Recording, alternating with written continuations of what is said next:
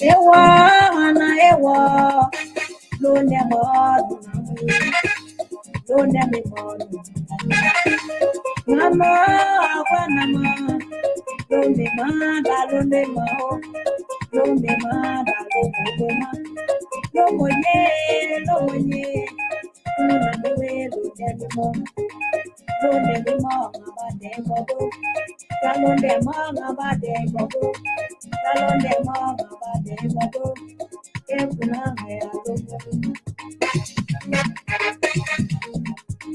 ewa wana ewa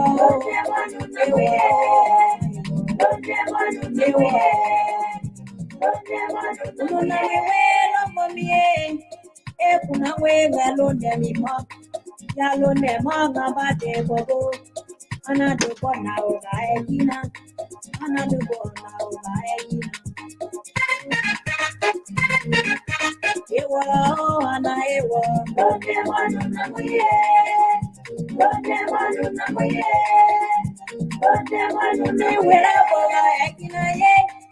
me wera boga ekina ye tono egana longela nyanga ana egana lomo garenye dua lomo bo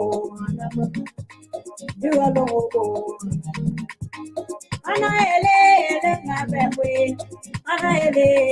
ngabe mwe ya kuna lomo miwa ena we na lo ne miwa ya lo ne ma ngawade ibobo ya lo ne ma ngawade ibobo ana elo ngabe mwe ewala ana ewo ewala ana ewo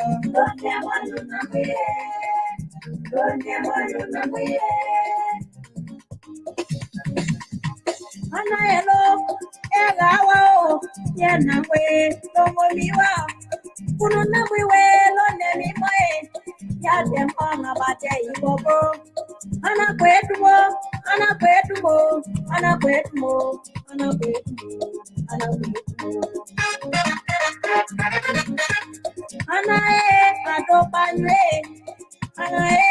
adopanywe ana go adopanyo malongo na wasanyo sambela juwa ba walongo engana kwale kamo bo kabalo ne bo ewala ana ewa lo ne wanu na ye ana ewa lo ne wanu na ye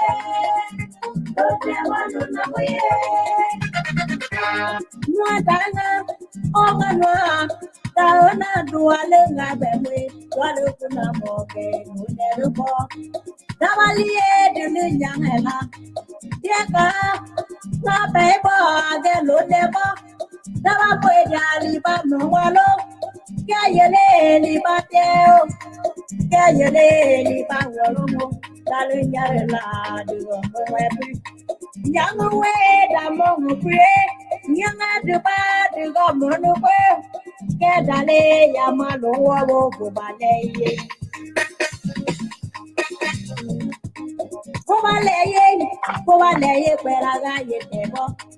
Go ballet, where I got you, table.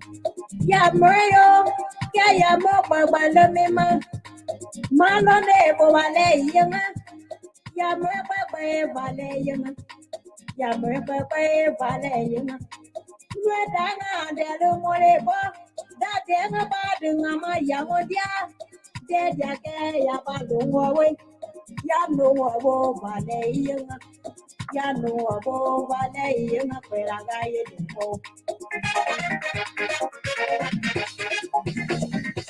Ewa, Anaewa,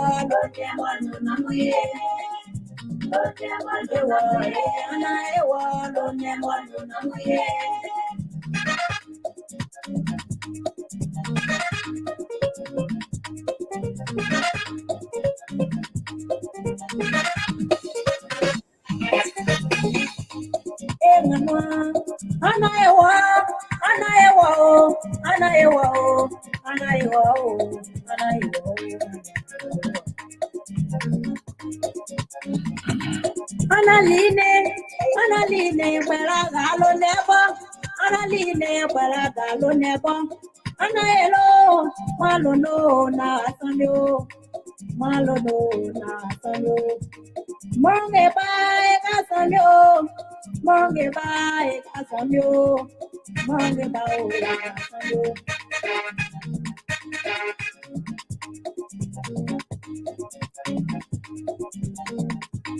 When you're wing and one, when you're wing and one, follow Kuna by Hello, never, follow Okay, let's get a ball rolling here. Okay, thank you so much. Thank you so much. Let's pause this music. Thank you so much. We want to welcome our viewers and listeners across the globe. Thank you so much for joining us here. Running late here this evening is part of our community engagement. We're involved in other community initiated, of course, that will not deter us to come to have a conversation with us because we anticipate that you're going to be right here with us, so we can just let it nicely by. It doesn't matter if we spend even your 30 minutes here, so we will do that. I am Alfonso Zay-Nsot of the Liberia Public Radio and Lpr-Tv. We want to welcome all our viewers and listeners to Mr. Abraham Komba. Thank you so much. Good to have you here. Madam Toricha Hammond, I believe, from Philly. Thank you so much for your commitment to this network. We really, really do appreciate Fatu Toure. Double crew boy, the crew boy, he's always here, always making contribution, calling, expressing his views, opinions, and that's what we love doing here. Joe Lee, Pushpa Laha, Vasco the man is here. Tom Sherman, Veronica P. Davis, good evening, good morning, good afternoon, depending on your locations. And Mr. Gifford himself, and LPR congressional correspondent James Kaba, Tanya Kaba is in the house. Man, you up at this sort of time. Hopefully the network situation is improving. Santoni Nemo and all of you guys who want to welcome our viewers and listeners across the globe. We sincerely apologize for running late yet, hour late. But you know what? It's better late than never. The analysts, there was a Samuel here. And we're going to have an open mic conversation here that is ongoing. I'm Alfonso Zay-Nsot of the Liberia Public Radio and Lpr-Tv. Let's get the ball rolling here. No time to waste. Welcome to the show.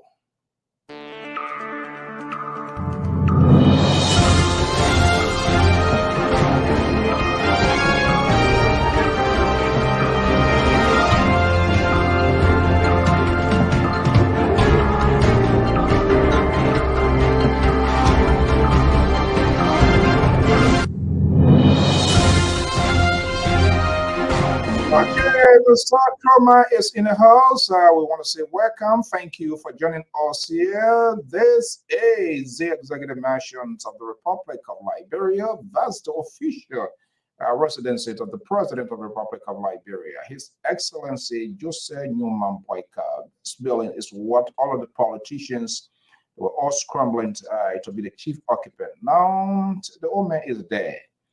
And he's there until after the first 6 years. Then perhaps my man, Dr. Jones, and myself will try to bring our campaign because it looks like in that country, you better scream for a politician, you better yell, you better do some crazy stuff, and then you're going to be accommodated. Are we all willing to, is that all we all should be doing? I want to welcome my own big brother here, Mr. Soul. Jerry is in the house. Thank you so much. Lucky. Katashi. People are so creative. Thank you. I'll be bringing my guy. You see here, please like the page, please share the page, please subscribe to the page. Here comes Louis Moore. Good evening, good morning, good afternoon. I'm not sure where you're based, so we're just going to throw all out there to whatever that is applicable, then to accept. Okay, so we're going to have a conversation here in an open mic. And the line will be activated as quick as possible. So too much of things go ongoing in our country, and I think we all need to have a conversation here. the 10-year business, the war crime, and the budget hinking. So, they're talking about the country. There's too much of holidays. I'm not sure whether it's even doing us good. The conversation is huge. Everybody have their own interpretation in terms of what is happening. Or if we are to have all of these presidents that we have uh, begin to have a selected or selective holidays for them, I'm wondering whether somebody is thinking the amount of revenue that government forfeit, lose in a day. Joseph Jenkins Rawat, William V.S. Todman, this, that. Why not put them in one basket of this portable and just call it National President Day? So we don't want to call it other name. We already don't have in these sort of endless holidays. Even this country, the one that's a richer country, they are very, very much strategic with they have holidays, they have working holidays and all of that. Part of that is because they want to keep government running. And to run the government, it's not easy as we think it to be. So these people, very strategic, in making sure the wheel of the contract industry is turning. We're going to take a quick commercial break. My man is doing one or two things, and to the rest of the analysts, the link is out. We sincerely apologize for running late here, but again, sometimes we have we're asked to cover the event here this event for most of you. For some of you that watch it, it's a lady that passed away. She's based in the Ocean State of Rhode Island, and we will be there again tomorrow morning. Okay, but let me bring in Dr. Jones Otavia. Mali is a senior analyst of the Lpr Public Radio, based right here in my own city, right within my proximity in the city of Pawtucket. The two independent voices on this network, as I say.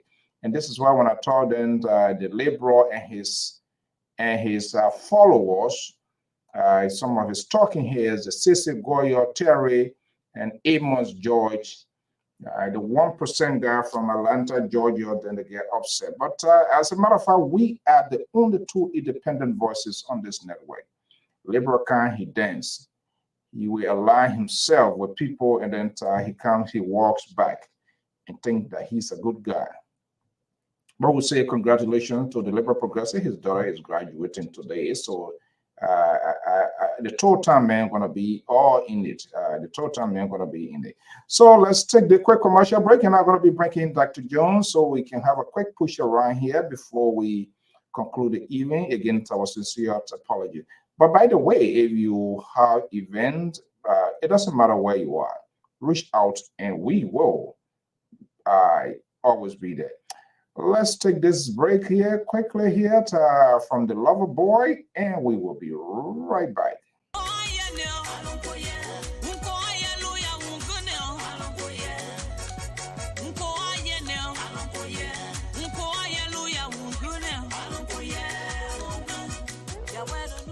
Hello, listeners. This is Mazola, the Lover Boy. I'd like to invite you to this exciting program. It is called Dancing for Jesus. It is intended to play beautiful inspirational music to help you turn your life to God. Join me on every Sunday from 12 noon to 2 p.m. Eastern Standard Time. This is our way of showing appreciation to God for the good things He has done for us and continue to do. Don't miss this opportunity. Join Mazola Gizi on every Sunday from 12 noon to 2 p.m. Eastern Standard Time for the program Dancing for Jesus. Please be there because I will be here to rock it up for you. Okay, there you have it. Please be there because you'll be there to rock it down for you. Okay, let me bring time is fast spent. Let me bring in Dr. Jones and of course, let's start Clark Fredericks. Good to have you here. Thank you so much always for your commitment here and to all of the rest of the folks. Let me join Dr. Jones and bring him in here. Let's have a little conversation here before this Friday evening here wraps up. Are you there, Dr. Jones? Yes, sir. How are you, sir? Good. How are you today? I'm doing wonderful. Yeah, I'm saying that the beautiful city that is a. Are you moving or what? Why you decide to replace the flag? Or the thing you want Well, out of the thing you I want out of think the flag, the thing you want out of the flag, you got it already, right? no, not that. It's like these are some of the results when you having a good consultant. Yeah, well, yeah, you also know how to keep people on it that way. Why you that? Well, so who the consultant? So they will be consulting with them.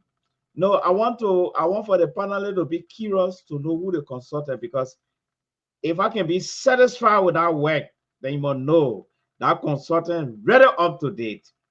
Wow. Mm-hmm. Okay. Because that consultant went through a lot of thorough scrutiny.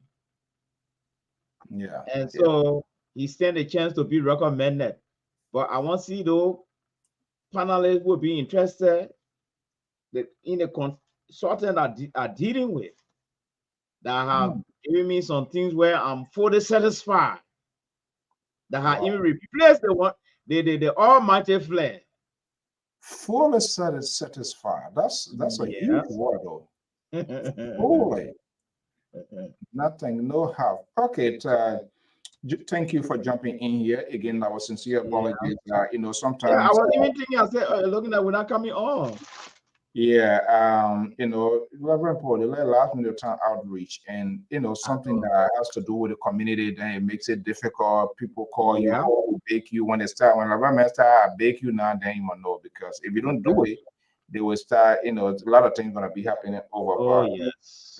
it's all this is part of the calling, and so I just have to call, and my apologies. I hit a message in the group to let them know as well, but it is why it is. It better say than never. Okay, Dr. Jones, good to have you here, and happy Friday. What you been doing all day, my man? Well, all day I've been working on certain thing about my graduation, and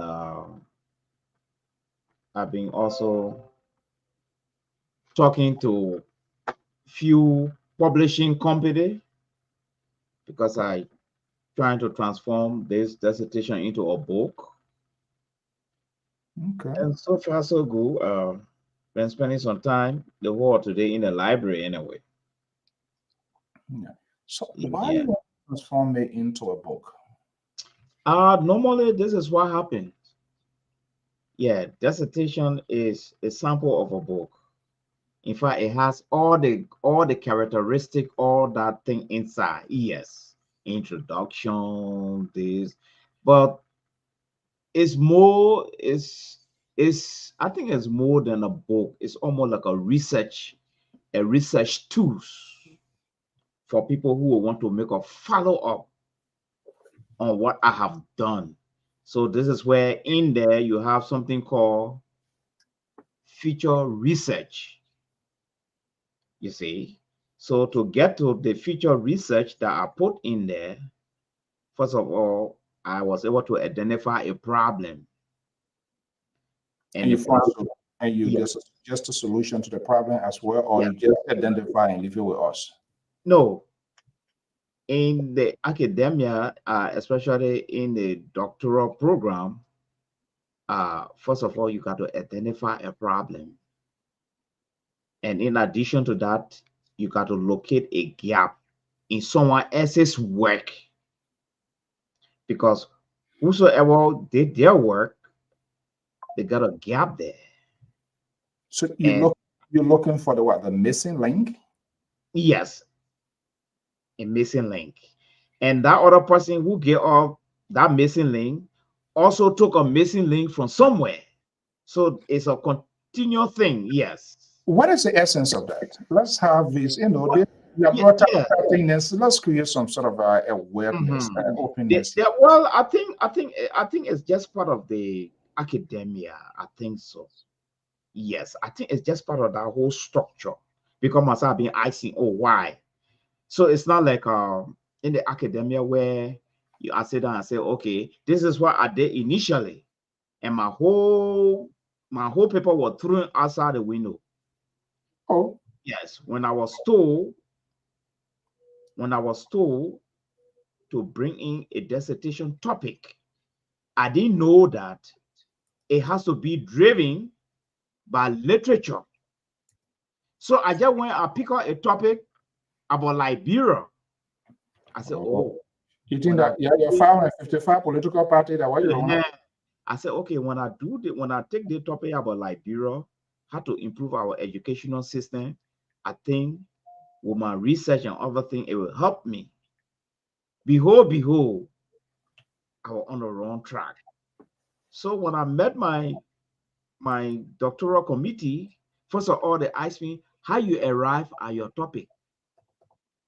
And I told them, I said, oh, I was in love with this thing. They say in the academia, you don't fall in love with anything. It has to be literature driven. I said, oh, really? More or less a literal work. So the first time they throw the whole thing outside, in the first way, the people say, you just come from war. What are the reliable data in our place to support this thing? Oh, how do we verify it? I was caught between the Caesar. I didn't even know what to do. So I had to the money, I think I call glass and ask until you were. Yeah. Can you imagine after finish doing all of those things they say, but man? Oh, yes. And that's a whole semester that brought me to that level. I had to start all over. In fact, I had to go to one class again to see how because most of the students, you will love something, but in the academia, that's not how you're supposed to go. So how you supposed to go in that class? I was told you got to go read literature. So I let me move to the Friday. I read material. I read a whole lot of credible material in the academia. Someone they call it the peer paper. People produce paper, So when I was reading this thing now, it was when I identified a gap in someone else's work. So it was based on a gap now, I decided to identify the problem, and I started moving. So when I went back now, I told them how I arrived at this thing. They said, very good. That's how you do it. You don't just go pick up topic from somewhere. Oh, I love it. It does not love business yet. It got to be rich. A new Jew you met before. I love it. So I told the people, I said, but the thing is in line with Liberia, I want to improve my income. He said, no, but that's not how it go. We don't do it like that. I know you love it, but that's not how it works. I said, so what do I do? You don't speak Lama to the man or Gizi? I said, well, so the person, you got to go read the literature and you got to identify a gap in our literature. And based on that gap, you have to bear on it. The next thing, it's going to help you identify the problem. Then within that now, you will have to come up with a topic. Then you use that gap as a justification for the topic. I said, oh, I didn't know all of these things. I just thought I'm a poor boy from Liberia, my university, my educational system down. So I'll just pick a topic that will improve it, and later on put it into this thing called a dissertation. She said, no, it doesn't work like that, woman. I said, oh, thank you very much. You see?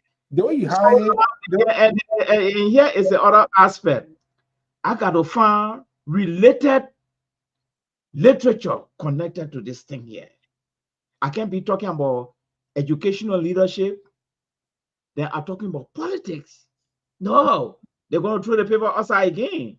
Then I'm talking about LPR, how it helping the no, it's not related. Everything I'm reading now, it got to be in that direction there. So I know that one word you not use because the way you follow argument, like I say, I come in now. I don't think you don't use that word there. What word? I come in now. And when you and Paul argue, I come in and then you try to find point to justify your in the first place, in that discussion, you got to think before you speak. You're not rushing. And they're not argument. You are convincing people who've been there before and they're just looking at you. That's what I said. A war is like a bark of a tree. When it comes out, another way we can get, we throw it and finish one grab it. Oh no, I would say that. I would say I didn't say so no. When you finish, then one papa will just come and say, that role you took just now, is far from what we're talking here. You got to tell us something, Mr. Mali. So you got to go back again and come back two weeks from now. This is the guy. So Mali, let today's Friday, man. Go to make flower before the weekend comes. What's the faction wing of the Liberal Progressive? The Sese Goyo, the Terry, and all of those people, even George and what are they forming their different? They're doing their own thing. Where are they? Well, you see, other than they can look like a growl, and you see them. But you see, what I see here is that the Sese Goya, I think we got to make flower on the platform tonight. Yeah, today Friday.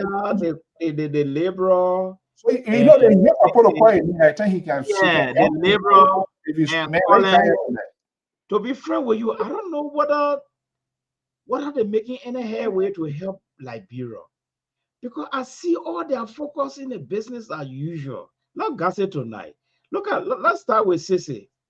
When Sisi King called say MCS Inspector General, right? That's a fight. One day changed agent. He started living on the presidential avenue, Sanction Avenue. He just like a liberal. They're changing color, trying to confuse people here. And see, here my disappointment again. I thought by this time, Sese, the liberal, and Colin will learn from mistakes and see how best they can patch. Best they can patch their backyard. Somebody get anything go. I was sending message to you one more again. Look at you ready to come for a man. Hey, you see your life tour, yeah. You see the life. The man, he doesn't need, they won't call him to take care of MCS. He said, I say a good for auto had the professional gas for people to jump out of the hole and get back. Is it for your life? I mean, we call you, I have to introduce you. Can you hold on, please? This is not a regular show. He doesn't want no job. They're going to be superintendent for MCS. He wants Zanzibar Kawa job because he wants to stay here to make flour. No, but you know what? But you know the new thing I learned from Sese? That position he took and backing it with the biblical phrase, by fire, by thunder, and force that puppet to appear here, I couldn't even believe it. I'm telling you, looking at that puppet painting, I said, "Oh, I gotta go make some clarification." The clarification he even came to make, he even made it worse. He make it worse. Again. I'm telling you. And you said that I called that somebody called me and said, "Oh, your guys in down there, that Mrs. Man, bad man. He put somebody in your, you know, wrestling is my favorite entertainment thing too." He said, "Why will you sit down there allow Sissy to go put a superintendent in your total submission tapping?"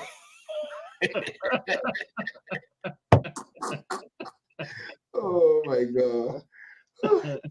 But I was surprised though. The Sese Goya that I know that can argue or that can something, it looked like he sensed it out for the professor. The professor came to really monitor the whole conversation. So Sese said, "I'm not gonna go that way." He said, "Who can remember?" I said, "Wow." I see you. The part that already clipped my wing finally. When a man said the internet is in different language, I said, "My God, in Russian language." So the question now is, CEO, what happened to all our IT guys in our country, Deba? What happened to these guys? So when Sese was saying some language in different, I thought actually you were making fun. Yeah, so I went there. I couldn't. I was still dangling, you know. But when the man himself confessed, he said, "Yeah, something are in different language." And I said, "What kind of paper is this?" That's why I came from to ask him, "Your private school you've been running, do you have a website?" He said he wanted to dodge it. Let's do that topic because Dr. Malik got zero flour inside him. They made a crew man. who be creating my problem? They make you on the show. I try to be nice and kind of he won't fight, I won't fight. I said, when I fight, we'll talk about it here. Then manager came, I got my question, I will ask him then because I got to be. Then get profile the whole thing. Ask him about my personal school. Then he left, he went, but I don't know. Yeah, when you see a coming now, then he coming with on a market range argument too. Okay, guys. Look again. My apologies. I could send a message earlier about there's a lady that passed once, Mrs. Reeves. I think she said she served in the police she was a colonel in the police. She passed away. The Wakekeeping tomorrow we're gonna be there again. You know, that's part of the community. You know, when they call you live in the time, hey, I beg you now. Yeah. And interestingly, because there were some friends, a lot of people that I saw, and it was amazing. Oh, why your guy? Oh, your guys were not being. I said, no, trust me. From here, people came from Minnesota, Baltimore, Delaware. I mean, just all over. I think it's a very huge family. I'm like, okay, but from here, now after a week, the other one and I going on the Wisuruku tab going on now. There was somebody say it's like death is a kind of another disgrace in itself, because when you die, people sit down there, do that and say, go, life goes on. We are having a great time. We will be to a so time. But it is why it is. Our thoughts and prayer goes out to the bereaved family. And so to our followers, those are some of the community work that we do here. In as much we need your help, but we also like to be an impact into what you do, be it your wedding, not just other that it shouldn't just be only funeral, your weddings, your whatever memorable day, anniversary, graduations, baby showers, family reunion, wherever you are, as long as you are reachable, even if you don't have to be in my state. You can be in Minnesota right there. It's cool. We can do anything. Technology now has enhanced significantly. There's a way that we can get it to it. There's no way we're funny. Okay, guys, good to be here. We would not be here as usual hour, but we sign up for this thing. And so when people are anticipating to come and you don't show and you don't say any message to them, it's sort of disrespect to them. So I was forced to jump in here tonight. Let's open this microphone. Did I hear say CDC have a new chairman? Is that true? Yeah, I heard that, but I don't know who the new chairman. Yeah, the name I try to. I'm going to take a Jankat Kawa. I'll try to profile that name or what it is. But anyway, that's not the only thing here. But let's open the mic here. What's the latest now? The last 2 days I've completely been off the hook. Crazy way people job work can never end. You go, you do it. I think they're going to finish the next day. It add up. But I think this war crime code, they 10-year position still, they are all still a issue. Should there be some sort of revision to take a revision of it? It's my thought. The issue of this 10-year, I think it was meant perhaps to put Liberia on a right trajectory, to establish some sort of law order, some sort of assistant integrity. Was it on a Helen, right?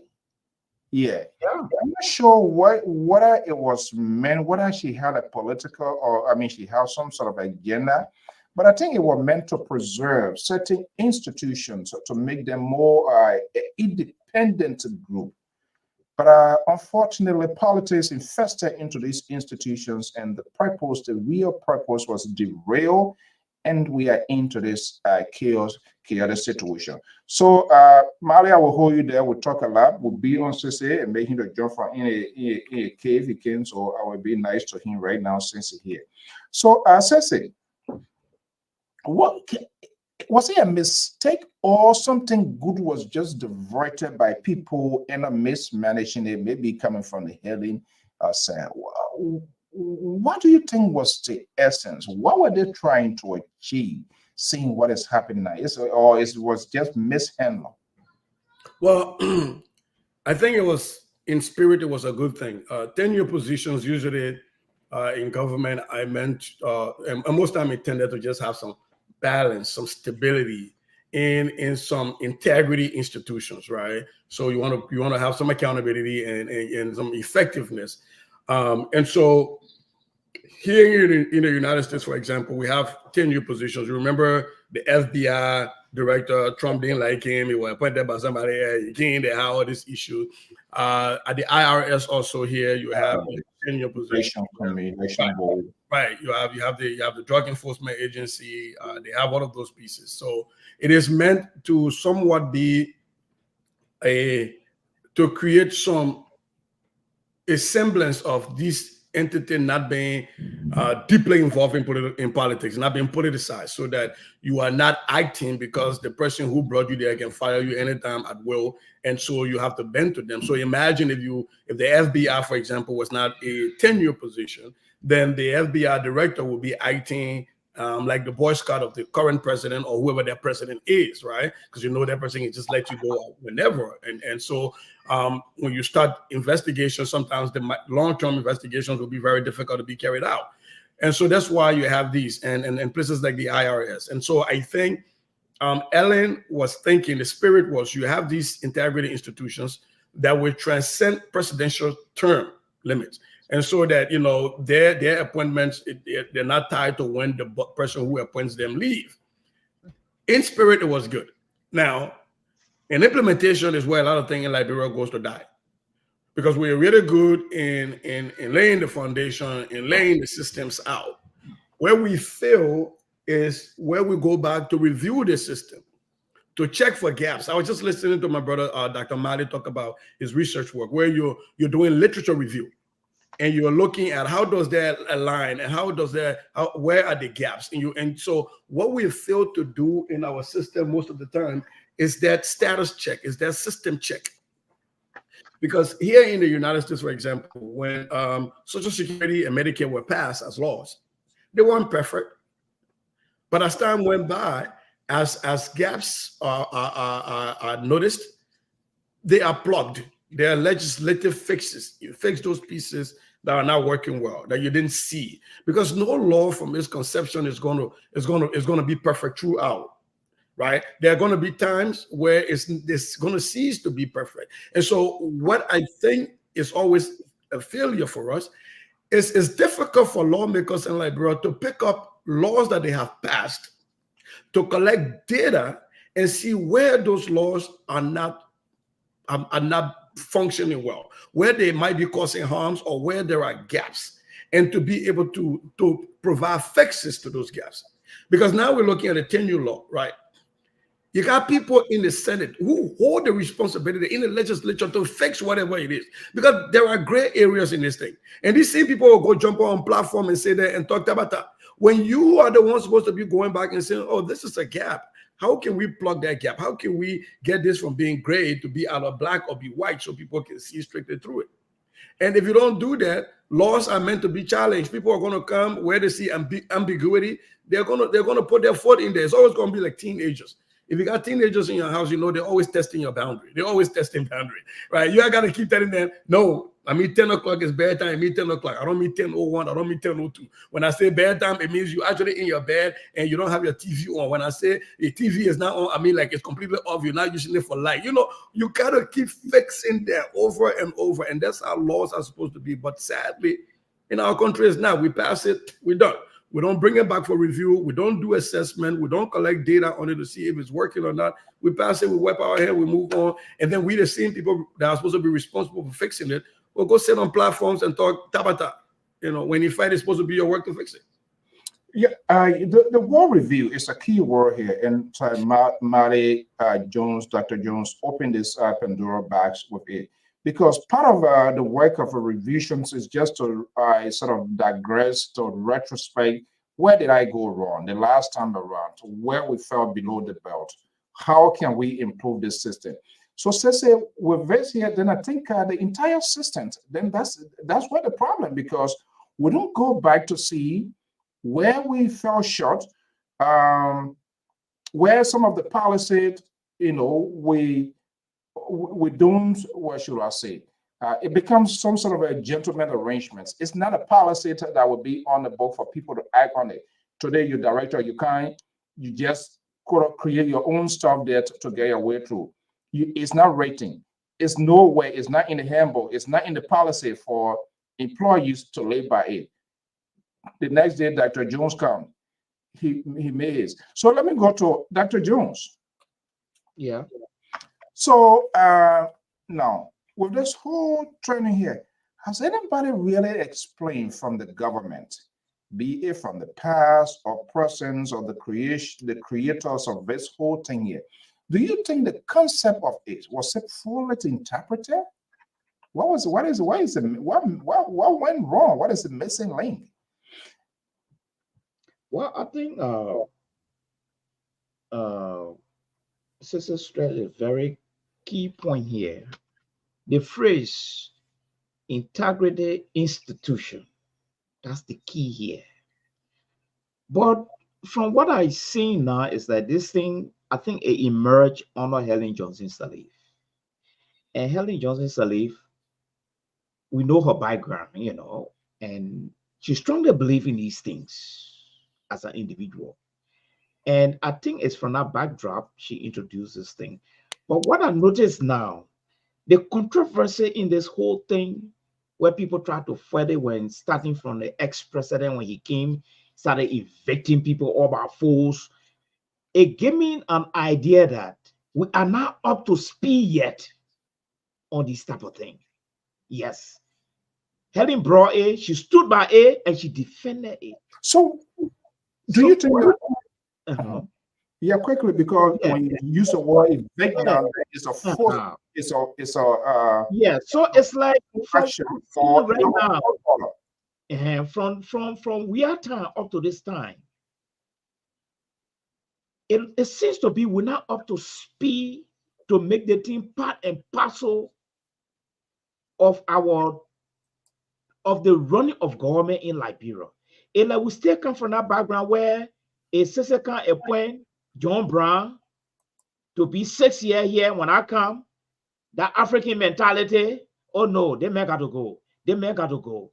But the missing link here is, how do we maintain this integrity institution all by itself, to be on par with other countries? I think that's the key ingredients here. But it seems to be people are not looking at it from that point anymore. Starting from the outgoing government, okay? I'm the president, but I think the mentality, I'm the president, and I should just appoint everybody. And it's stated clearly in Article 50 of our Constitution where the president appoint everybody. So I think where things went wrong is this.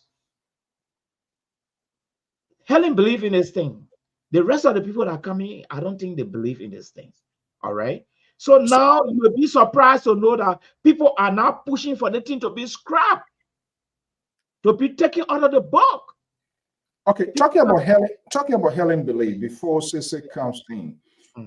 Was her belief, was it ideological, or was it something that she, there's an expectation of me, the name Helen Johnson Sirleaf, her roots and all of that being in the vanguard.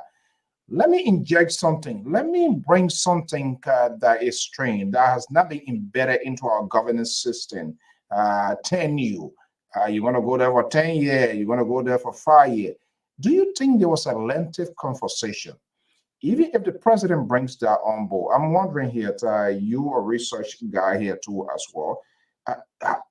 I'm trying to figure out how was this debated in both houses of government? And if so, how are those contracts with those people that are taking those positions? What were some of the factors you think? Well, first of all, you and myself know that Helen is a trained Western politician in practice. She went to Western schools. She knows more about these things. She knows much about Western governance and operations. But the point you just brought in, that new phenomenon, that new philosophy, I don't know at what point you were able to really market it to the lawmakers, and they had to swallow it and let it pass. And today now, some of them are even finding problem with it. I think that's the gap. Was there really sufficient information? Did we read the Constitution? Because this thing is a law by itself, you see. And it has a lot of problem with the appointment capability of the president. You see? So at the end of the day, you and myself, we are in the West already. We know how it operating. Sister just gave an analysis how that thing is entrenched in the great United States. All right. And the people believe in the integrity of institutions. Whether you president, you just coming in, and they hold on to those value systems. But the question now is the gap between our people and the new concept that were introduced by President Helen Johnson Sirleaf. In between there, I don't know whether people decide to just give lip service to it at the time when she was in power, or some people say, oh, by the time she lead the team, we got to throw it, or the president got the power to just appoint everybody. And when you see the African politics from that dimension, I want to strongly believe that they are not tolerant to this type of modern things. I don't think so. And so when they hurry away and put it into motion, Helen is gone. She's no more in the picture. So today I was even concluding that I hope we're not rushing, we walk around code, and we're not understanding all the dynamic involved. And when Joseph Boakai put it into motion, the day he not in power again, it becomes that the tenure issue, people start fighting one another. Oh, the thing shouldn't have come. Oh, the CI shouldn't have come. I was just making a comparison today. So, Sister, that will be forced to ask you, was Helen,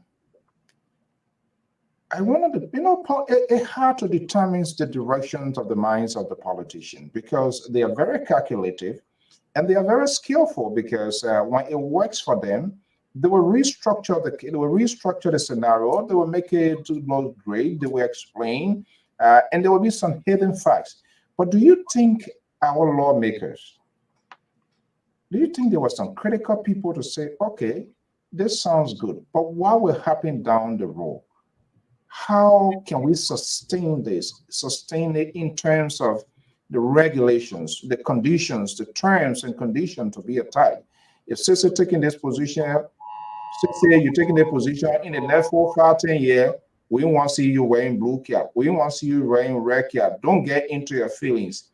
It is a positions or it is an institutions of integrity, and we want it to remain as it is. Do you think those sort of conversation will help? Seeing why it's unfolding, because there are some people who favor it, and there are some now walking back because they are no longer in the fries. It's not the game of switch or whatever it is.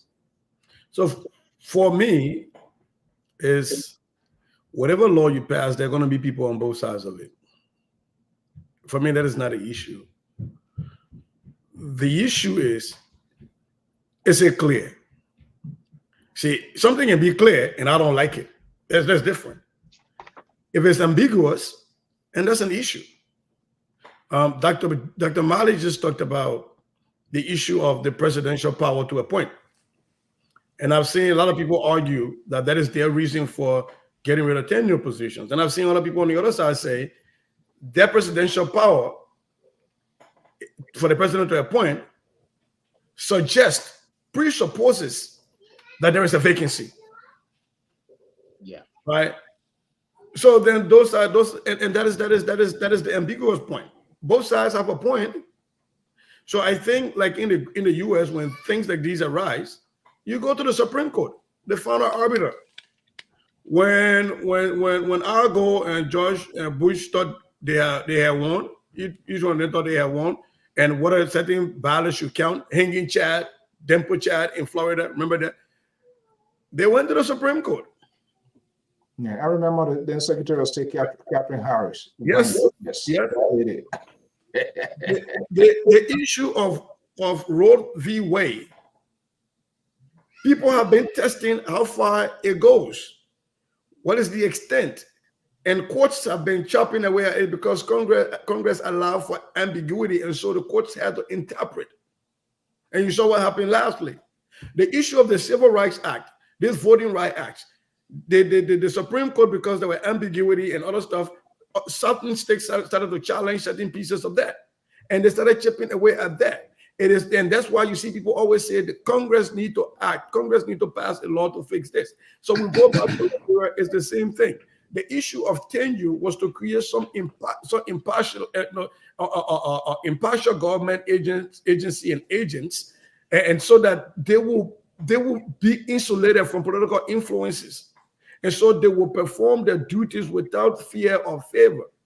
That was the intent, right? And so, to the extent that we are finding gray areas, it is now either incumbent upon the legislature to sorry, there is a Amber Alert going on. There's a child missing in my neighborhood.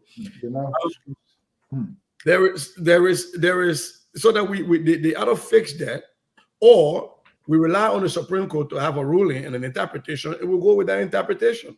And if that interpretation is narrow, then the Congress has to act, the legislature has to act to see how they augment or fix whatever seems to be broken in the law. The problem is that even in developed countries, there are laws and people have to challenge them, because laws by themselves most times create ambiguous situations and people have to challenge them. The problem is not that people are going to quote from me in Liberia. The problem is the people that are supposed to fix it, instead of going in-house to fix it, and the people on talk show talking, that's the problem I got. It is your responsibility. If you have two lawmakers and they both don't agree on what this thing means, and this thing came from your house, then go back in-house and try to clarify it with an amendment. But don't do it. Okay. You now bring a red meat, and I'm going to throw it on Terry. Mr. Collins, good evening. Welcome.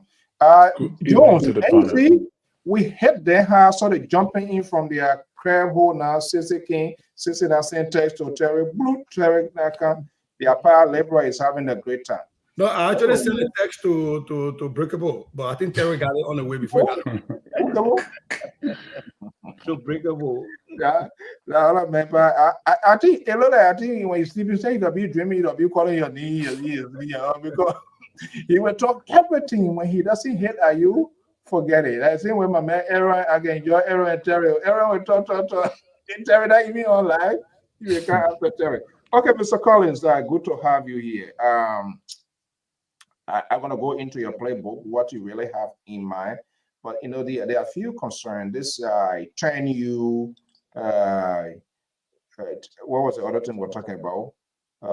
The tenured positions, the war crime code. Well, politicians are very calculated, very strategic. I know how to go about. Let me ask you this ridiculous question. I want to be like your deliverer here this evening. Do you want tenure positions to remain enforced in Liberia? Well, answer, then we ask you the follow-up question. Mr. So very tricky. Well, to be honest with you, I want tenure position to be in Liberia. Do you have specific institutions that you think should have this tenure position? Right. I believe there are certain institutions that should have a tenure position. Let's do a grocery list here and see, or political list. What's your number one? Like the election commission. The election commission is number one. Secondly, the GAC, the auditing firm, should have a tenure position. And other areas too should have tenure position. But the way our government is settled, the way our government is instituted based upon the Constitution, the president, the executive branch have so much power when it comes to employment. And I think that is where we need to take another look at the law in those regards. But obviously I think President Bokar felt that he had a chance and he had a shot, so he took it. And especially when you are being advised by legal counsels and all of that, because the law says that, the president, when the president nominates or when the president recommends somebody and they get confirmed, those nominees work to the will and pleasure of the president, and that law gave the president power even over tenure positions. So there has to be a stronger law to enforce tenure position. because who will be the enforcer of that law? well, I think the House of Senate or the House, the full House, the two houses can decide to enforce, can decide to create a law that says that all tenure positions should not work to the will and pleasure of the president. All right. If you say that, then that means that those tenure, because even in the code of conduct, it tells you that the tenure positions, all right, it does not fully supersedes the president's authority or the president power for his appointed position. You know, it does not supersede the president authority. So it means that you said that's in the tenure law that it does not supersede the president. in the code of conduct, I read certain kind of law Okay. that says that. Yeah, I put it in the group chat the last time. If you go back there, it's still there. So that law does not give so much power to the tenure, to those who are in the tenure position, that they are completely exempted from the president's, from the president's authority. They are not completely exempted. So anytime they go to the court, the court will almost like rule in favor of the president, because the executive branch have been given too much power. That is how I see it. Except somebody want to contradict, to go on the contrary is okay. But what I read, according to the code of conduct did not really fully empower the tenure position, in so much so thereby giving them a complete exemption from the authority of the president. That is how I see it. That is why it is being contested. It is being contested because there are legal advisors that have seen that there is a loophole on the tenure, on the tenure position in the code of conduct. That is why they believe that the president can take advantage of it, because they see that the law is not strong enough. So in my opinion, the law need to be fully enforced. It need to be strengthened. It need to be added on with other restrictions that will give it strength enough that the president will not be able to override it. That is what I believe. Let's scramble. Oh yeah, you try to confuse me. This is not a labor here, so don't start your tabata here. That's not going to work. Hey, Mr. Shabaka Prince, Ruth, good evening, Sekou Sharif, Maridolo, Newman Boyka. Oh, wait now. Oh, okay. I almost said you said Newman Boyka. All right, I said Newman Boyka. And Mr. Benziman to Benedict, thank you guys for being here. So, even the code of conduct, is it like what we try to present? Is it something like we're trying to? Because the code of conduct, all of these laws are not being adhered to. People. Yeah, the people don't follow the laws. Yeah, but the same people who are supposed to adhere to these laws are the violators. Thank you. They are the violators. This is where the frustration sometimes kicks in here with the first branch of government. Because, and to the point Cece we're talking about, when you saw, at least some days here, you look at both Senate and House, both houses of government, party, their leaders, they sit and to cut deals. I don't care how tough it is. Mitch McConnell, the cuckoo man, even the McCarthy who's paying a man and kicking out. Sometimes they sit with Democrats, right? And they can talk when it comes to a government shutdown or whatever it is. One lie you saw, even when Yombi Kanga Lawrence was in the Senate and the strong opposition leader, to sit down with somebody from the CDC. And one lie you saw Akara Gray say, okay, let me sit down with the other person from the Unity Party or maybe Liberty Party or whatever, independent person. They do sit down, Mr. So. The people can talk. I'm not talking about Jaja going to drink beer. I'm talking about Terry Mr. Collins. I'm talking about, hey, I am a senator for Grand Bassa County. I'm from representative for NDP. Why am I coming with NDP? Coming from CDC. Liberty Party or Unity Party. But there's one thing we have in common. Our representation for that county, whether from a different district, but we'll take the holistic approach. You representing Grand Bassa, I'm representing Grand Bassa. Only we are from different region. But overall, that's why they have the caucus. I am saying when last this person will say, hey, I'm getting this bill here. Hey, I know you don't let me, I'm a CDC. I know you don't let me, I'm a UPAS or whatever it is. This is what I'm trying to put on bill. This is what I'm trying to put on bill. I want you to be the co-sponsor. Take it and carry it home. Review it. Let's have a tomorrow, we're going to have a lunch somewhere. Let's have a conversation. They don't. They want to call one person, press conference, slam his or her friend, call all of the names, and when it comes on the floor, once it's in the favor of their party, other people go for it. Let me learn quickly here. Then you come and I'll try to my good friend here. The Valley is a good friend here. You want to make friends with me here, but that's not going to happen. You see, the election needs to take place, yo.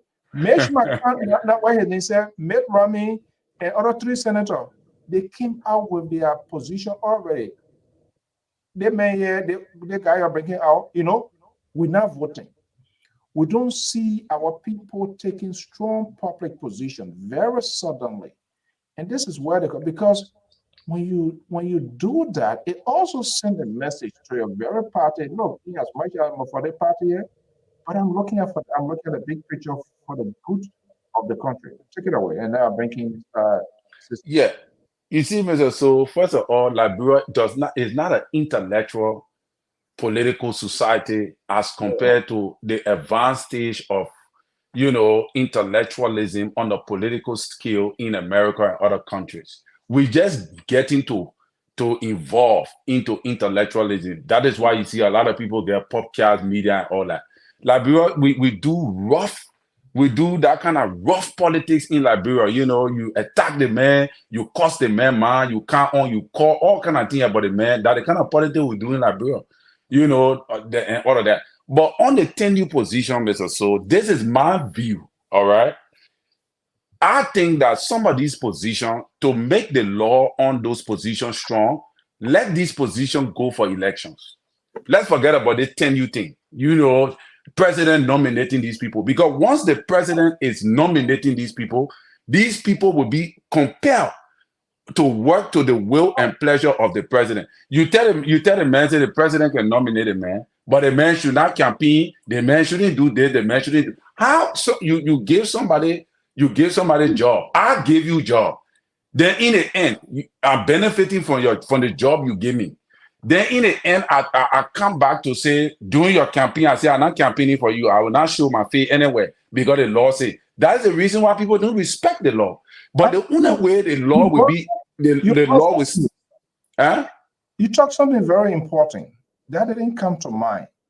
And I'll see what say he always on the other side of the world. Maybe I can bank on Marley Jones to do it. Those tenure position. Yeah. To be like almost like an elected position. That way, nobody mess with it. Oh, I told you. They go now. You want elect directors and how to call it election commissioners. Wow. Yes. That would be something. In fact, it would become even more corrupt because that person now has a constituency that they got to be careful that they need re-election. There you go. And there is nowhere in the world where election is guaranteed. Nowhere in the world. Because then people then have constituency now. Now they too got to be going out and doing, they got to be doing that too because they got to get re-elected next time. So how do you expect that person to conduct an election? I won on the ticket of the Unity Party and the Unity Party got somebody contesting. You think another person lose? Because I need my Unity Party to stay and vote for me next time. Now pour some acid water in our throat. Let me see. That is his view, but it can be contested. Yeah, it's a convoluted one. It's a hard one because the way Nasa come with a whole say, and say, make me say I got tired on right now. Jones, yes, sir. Can rescue me. Yes, say now we are trying to find solution. Now say has inserted something into this whole thing. He has politicized our conversation that we try to keep I try to get in line with Terry here. He has politicized the whole thing now, we all say, because when people start doing that, it definitely means they try to get their owner in their closet to be with them. You agree with him? Well, partially. Oh my goodness. Today Friday, that's a good one for me. Yeah. Ah, Well, I use the word partially because, first of all, we got to understand the nature of politics we have in Africa. We got to understand that. Okay, let's get back to what Colin just said about the national code of conduct that was passed into law by the great men. Let me take you back to 1.3.16 nepotism. It says, it reads, when a public official appoints, employs, promote, or recommend for advancement family member in any agency of government or branch of government in which he or she works, that's nepotism according to this code of ethics.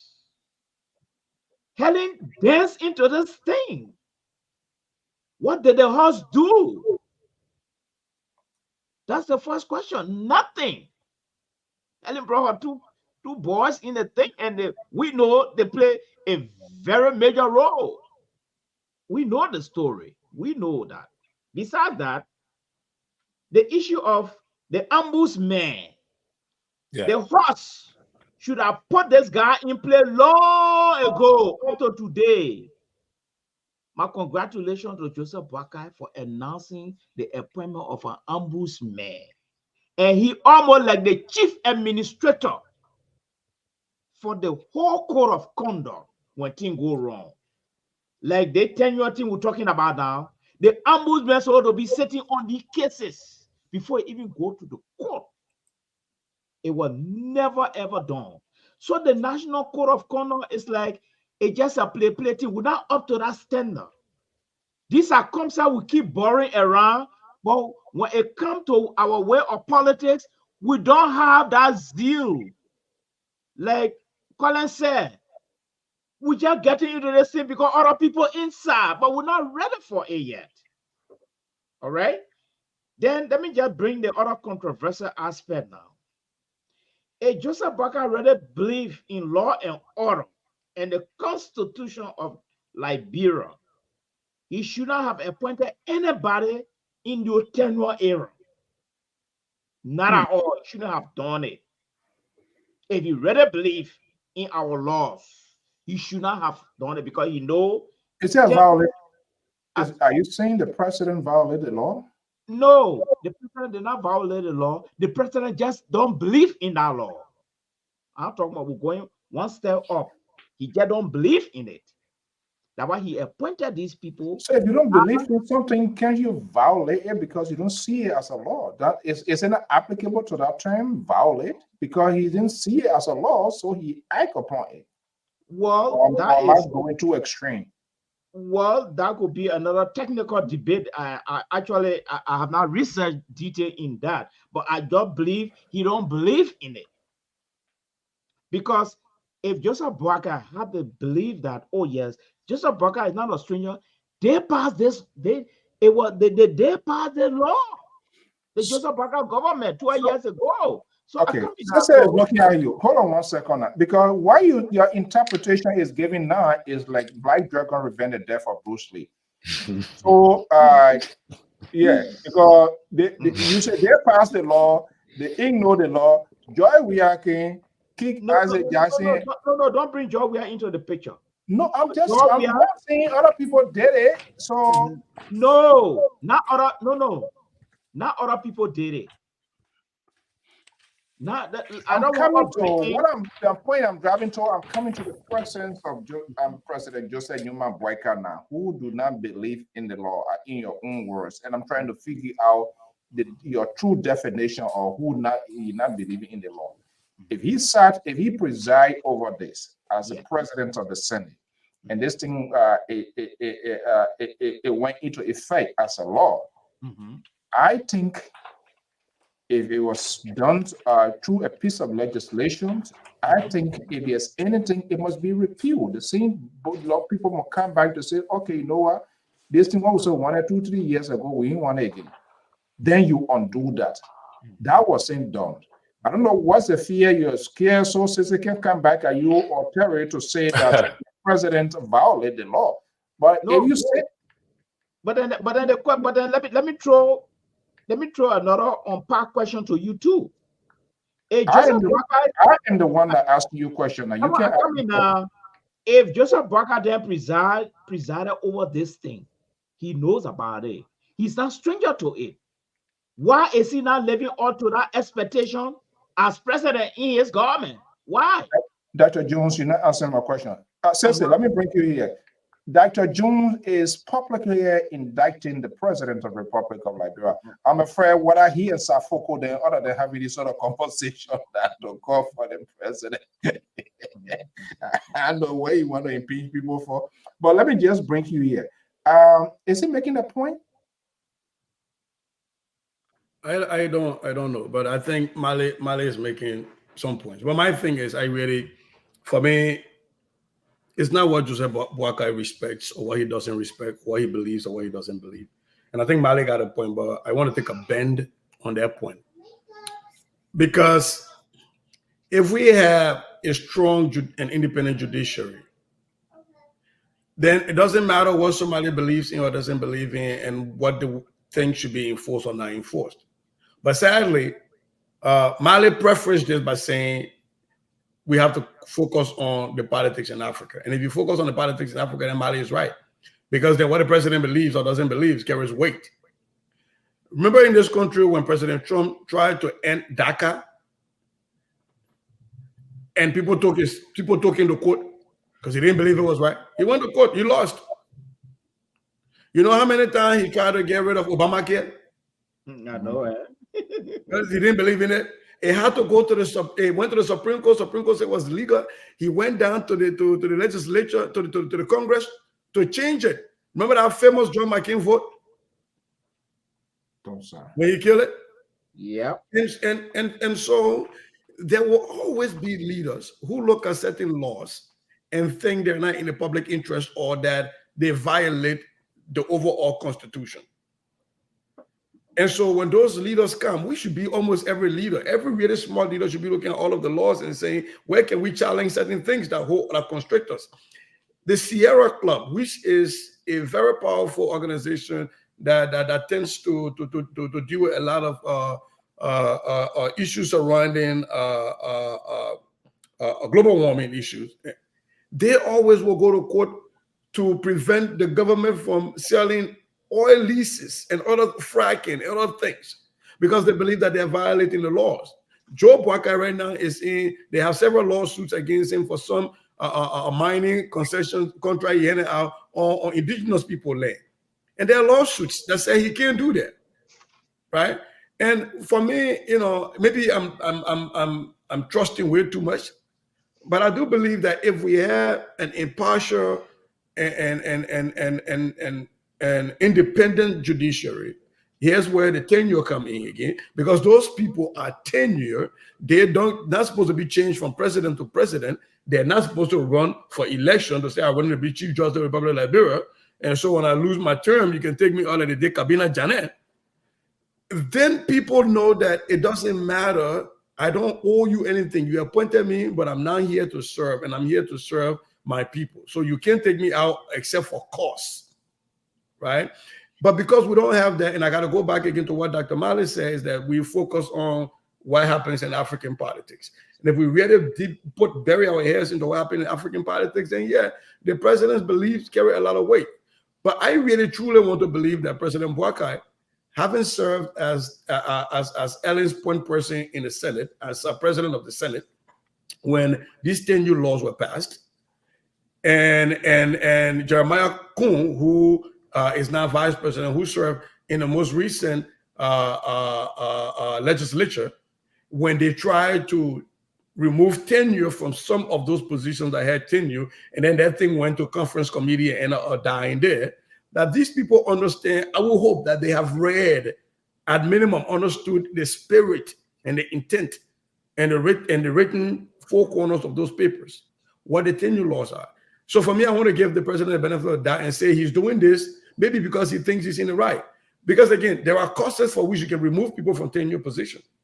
There are causes they're spelled out.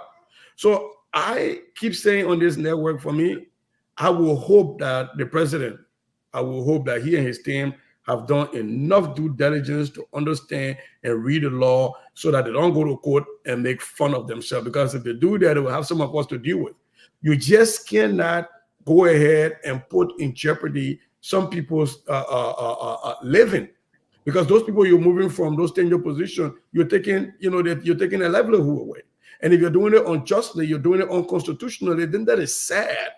You can't do that. And even the people you were appointing to go there, knowing fully well that they will not be going there, you put them up to public ridicule, which again is horrible. So I really want to believe without. But didn't the court rule in favor of Yakpawulo? Yes, the court ruled in favor of Yakpawulo. I really want to believe that they have something.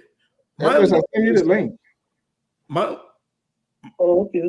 Yeah. My only thing I would say everywhere, and I keep saying over and over, the Supreme Court of the Republic of Liberia has to be the final arbiter. We cannot go back to the days where the Supreme Court rules and some people say, we're not doing it. We cannot do that. If the Supreme Court rules, you don't like it, you have the right to say, yeah, that ruling was wrong, but you have to live by it. Yeah, that's what we do in America, yeah. Supreme Court rule and took away Roe v. Wade. People protested, but it is what it is. That's it. There's no another point. You try to fix what you thought was the reason they got it wrong, but you don't go and say, "Oh, we're not reinforcing. We don't care." And for me, that is the clarion call I keep sounding. If our democracy must survive, if our democracy is to get stronger, we ought to believe in the courts. We ought to go to the courts every time that there is ambiguity in the laws. We ought to go to the court and allow the court to interpret. And once the highest court in the law, interprets, it is what it is. Then I have to quote my former ANC chairman, a CPP chairman, the law is the law. Then you just let it be and go on. Musa Belede. Yeah, for you don't, I'm not be part of you. Jerry. Let me ask a question. As CEO, when I brought President Bouaka into the picture, you scared of trouble, you gotta bring in trouble till you come back with it. Yes. No. I said when I brought President Bouaka into the picture, he's one of the main architect of this law. So are you telling us that he was doing lip service to President Ellen Johnson Sirleaf, but he just kept quiet so that when he in the driver's seat, he will circumvent some of these things? It raised a whole lot of questions here. Because President Bouaka at this point, an architect here, should be the first to say, look, the 10-year thing, we gave birth to this child. We'll protect this child. We're not appointing nobody to this thing. Then, Dr. Jones, I come in CEO. Then, the president had not come out to tell us that he's raising Kwan with Sese because Sese violated the code of ethics as a 10-year man, and so I'm taking him to court. I have not heard that before. I have not heard that from the United Party. So, Dr. Jones, anything as a 10-year person, who can hang on that to remove you? But I have not heard anything of such. So, Dr. Jones, using your own word, I'm a free thinker. Do you think there's a probable cause, or do you think now President Bouaka told perhaps there's some sort of loophole that you don't know about, I don't know about, regarding this training for which he's making those appointments? And like what Sister said, if they go to court, if the court decisions, if the court, especially the Supreme Court, not a lower court, if the Supreme Court hands down decision, people should be able to respect and not pass by this court again and say, oh no, I'm going to use, you can't go use another executive power. No clemency in that one, the court decision, because if that happens, then it's going to cut the functions of the court. So, Terry. Yes, sir. Let's create a probability in this whole thing here. Do you think perhaps there's some sort of loophole with this whole training? Mala is digging us some trouble thing here this evening, but I try to see what I can give another version of it. So, do you think there's some sort of loophole that those guys who made this law, they know about it. We don't know. There's some sort of gap there that they can capitalize on, that even if people went to court, they can have the day. Do you think there's some sort of gap that is hanging somewhere there that we don't know? But the document is out. Is there any other piece of document somewhere that we don't know about? That maybe at the end of the day, office in court. You never know. Yeah, Mr. So I think that's what I said earlier, that if the president knows that he cannot touch, because like certain tenure position, the president is not even going after because he knows that they are exclusive. But if the president is being advised by his legal advisors that there are certain tenure positions that he can tamper with, and it will be in the scope of his jurisdiction, then that means the president must exercise his rights to do that. And like what Mr. Mali is saying, that, oh, the president should respect the law, but if he does go against any position, he's not against the law. That is what is critical, because Mr. Mali is speaking from this place of, from the position of the law.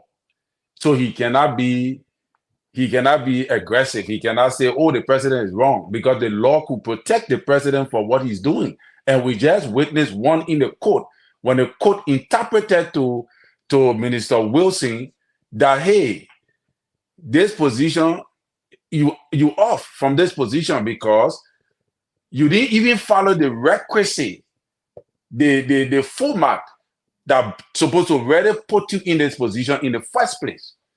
So the court did not even waste time with that. So will this continue with the other tenure positions? After these people go to court, will the court interpret to them that, hey, you know, blah, blah, blah, according to the law, maybe you guys broke the tenure law according to the law. It says you shouldn't campaign, you shouldn't, like we were on the show the other day when the guy from MCSS came here, all right? And what did he say? He said that he campaigned. Somebody asked him the question. He said he fully campaigned for President Weah and Nathaniel Magay. You understand? But so this is the kind of man you want to keep in the position. You said he wore a barrel. Yeah, he said he wore a barrel and all of that, and he was boldly saying that he's a Weah on the show, even in the tenure position. Now, how can you effect change? That is the reason why political leaders in Africa take certain drastic measure. And then we start to become sympathetic. Oh, you know, the law said the reason why the people don't follow the law is because there are people that honor the law that do not respect the law as well. So as a result, in order for the government to work, they know that they will not be able to work with those people that are not respecting the law. So they will use the same law to get rid of them. And I do not see nothing wrong with that.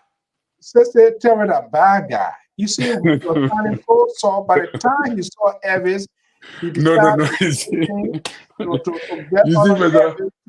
So now you want to. All the men that we are sharing. Mr. So you're a smart man. You know the guy, you trying to punch me right in the gut. Why it hurts? Mr. So is a pusher fire behind the Mr. Soldier will make you aggressive. Please take that with me tonight. Yeah, we're not answer. They don't like to see someone who they perceive to be a stranger. Tell you what cool here. By the time you suffer, you see all your hands start moving, emotion and this and that. Okay, so let me start with you with this hot pepper here, and you can play the fifth if you want to. President Weah, did he violate the code of conduct, the tenure position? Let's be honest, and let's turn the camera out. Was there any violation on his side? Well, you can't say it was a violation against the president himself. Like Terry was saying, the individuals who occupy those positions, it could be argued that they violated, you know, the statute that, you know, created his tenure positions. But as the enforcer of the law, you can't take action without going to the court first to seek redress. It's like somebody saying that my neighbor put, you know, fence on my land, so thereby I'm going to get a bulldozer and break it down. You first have to establish to the court that this is a you know, your land, and this person is violating that, you know, encroaching on your property. If the president felt like, you know, these people broke the law, the court will be the one that will remove them, not the executive branch doing it arbitrarily. That's what we have an issue, because if President Boyka claims to be a man who respects rule of law, and you just arbitrarily, remove people from their position because you perceive them to have broken the tenure law or the tenure statute, that's not how things work. You have to go to the court, give those people due process to defend themselves, give their position, and if they were indeed, in fact, in violation of the law, they will be removed for cause. That's the key in that clause, for cause. So you don't decide the cost. You can't just say you fire for cost. This is not America where anybody can fire you from the company because they don't like the way you look. They don't like they don't like the way you talk or the way you walk. They can fire you for any reason. Liberia, it has to be for cost. So in that case, the court will decide what the costs are, what the cost is, and then you'll be in your legal right to remove that person.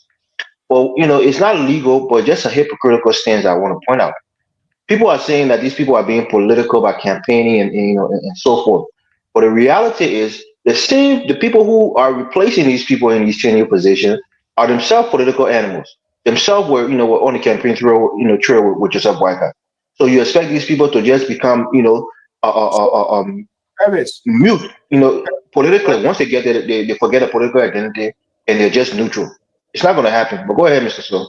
So is there preconditions of these people prior to occupying these positions? Is there some sort of in their contract, there's some sort of a red line? Yes, this is a tenure position. You can't do X, Y, Z. Is there anything stipulated? I think in the statute, if you read it, it says something about being apolitical. And in this country, being apolitical, I think it has to do with when you're carrying out your duties as your, in that position. You can factor in political, biases in your decision making as a LTA boss or as whoever, whatever agency that has a tenure position. You can factor in your political biases when making decisions. But we're all politicians, and we're all, people who we're political animals. So in America, you can't tell a man who served in a quote unquote tenure position not to go vote for a Democrat or not to contribute to a Democrat. It's against his constitutional right. He has the right in the freedom of association. You can associate freely with any political institution you choose to, but your political biases cannot influence your decision making when you serve in that capacity at that ministry. So I think that's where maybe the law has to interpret it for us to understand it. But I think the president was being lawless by just trying to fire these people arbitrarily. I'll leave it there. Oh, so before I go to Sisi, was President William was he lawful? He did. He actually did. He went to court and he actually lost that case. And he had to settle with, I think, Martin Colley, whatever the guy's name was. He had to settle with him. And and after that, he didn't try to fire any more people. He respected the law. So that's what President Boyka should have done. Axel Jackson? No, the court actually ruled against Axel Jackson. No. The court ruled to go to status quo ante. They ruled him to go to status quo ante. And the president even refused to give him a passport, refused to give him family passport. You gotta read the case again because there was another platform that had lawyers that discussed that case. You have to read it. There was a court order that said they should return to status quo ante. Right. There was a court order from the Supreme Court. So yes, it was there, and they did not settle with Jackson, and they even refused to give him his family traveling documents. You say that, but just before I came on, I heard you talking against the fact that the president was being lawless, and he shouldn't have done it, right? Whose president are we talking about? Talking about George Weah or Boyka? No, Joseph Boyka. Yeah, but I'm talking about George Weah. He said he settled. I said he did not settle because he refused. He settled the case with Martin. That's what I said. I'm not talking about Isaac Jackson. I said Martin Colley. They settled that case and they're paying the remainder of the salary. You are going different places. But let me correct a few things you said here. In America, in tenure positions, it is specifically written when you are in those tenure positions, you are not supposed to campaign. You are not supposed to make political contribution. It's in the law. There are people that have been called before Congress for that. Here, you are not. And the other thing is in the laws in Liberia, it specifically states you should not campaign. It didn't so apolitical does not. It didn't just say apolitical and left it. They said you should not campaign. It's in the law. Go read it. So to argue that because people who campaign with Joseph Boyka are now coming to office and will be put in those positions. Therefore, people who are in position that also campaign and getting fired is somehow you equating those two. I can't understand that. The law does not talk about your prior. It talks about when you take office. When you take office, you are not supposed to campaign. The law does not apply to people who don't have the position. If I am not the head of LTA, the LTA law does not apply to me. I made a caveat. I said it was not illegal. It was just being on the point of hypocrisy. I made that caveat. Because you're comparing apples and oranges, and that's muddying the water. The other thing you talked about, that the government, before they take action, they should go to court first. And then when the court ruled that, yeah, that person did wrong, then before they come back, they fire them. George, we didn't go to court when he got rid of Isaac Jackson. But beyond that, in responsible countries, if the president feels he has the right, he fire you, you go to court. It's not the president supposed to go to court. Let's put a few things on the table. Really? What's the due process? Hold on. Let's put a few things on the table here. Because first thing, you try to say in America, somebody can fire you for how you look and where you look and everything. And that doesn't happen. Like, bro, I don't know where you work, my brother, but where I work, you can't just get fired for how you look or where you look or at will. Me too. Yeah. Well, so let's just lay that out here. What is at will firing? What is at will firing? Yeah, that's there are states that you have at will, and not all states. So let's try to codify that. Minnesota is an at will state, right? We both live in Minnesota. Union is not an at will. Minnesota is no. If you work for a union, most people don't work for a union. In Minnesota is Texas, and it's at will. Minnesota is not an at will state. You should check that out. It is not. No. Minnesota is not, and there are laws in the state of Minnesota against discrimination, against. Yeah, you can go to jail for it. You can termination. You can reimburse somebody when you fire them unlawfully. And that's why there's been a lot of lawsuits there from key Edison. There's sued a lot of people. Yes. So let's move on. That was you try to muddy the water on there. No. I will get my point to rebut you, bro. The other thing is when President Trump tried to get rid of equal pay for equal work for women. He didn't go to the Supreme Court to check it. He just got rid of it. People went to court and sued him, and he lost. Teenage pregnancy prevention, education in schools. Trump didn't go to court and say, "Oh, I want to cancel this." He just canceled it. And people who felt that they were a breach, they went to court, and he lost. The refusal of CARE Act, we also lost on that. E-cigarettes legislation. He didn't just say, "Oh, let me go to court for and see if I can do e-cigarette or I can do e-cigarette." So the president can terminate if he feels that he has the authority. You who have been aggrieved, you go to court. Right. Can I respond? But Mr. So, can I read this real quick concerning? Let Terry make a point. Yeah, Terry. President Weah, right? President Weah made an attempt to remove the tenure position at the Maritime Authority. Do you know that? It's here on Front Page Africa. Moreover, President George Weah has submitted a bill before the legislature that is seeking to amend certain positions of the act establishing the Liberia Maritime Authority by removing tenure positions to grant him full authority over the institution. The bill is titled An Act to Amend Subsection 1, 4, and 4 of Section 7 of an Act to provide for the establishment of the Liberian Maritime Authority relating to the appointment and tenure of the Commissioner and Deputy Commissioner of the Liberian Maritime Authority. So, there were a lot of things that President Weah was doing, my brother.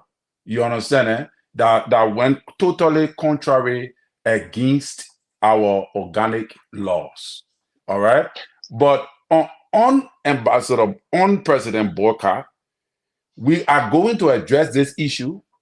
And if the court rules against us, because in this case, President Weah apparently realized that he wanted to take an action to override on the House of Senate so that they can amend the law to give him full authority to override tenure position at the Maritime. And now not only the Maritime, many other tenure positions, he wanted to have full authority over all those things.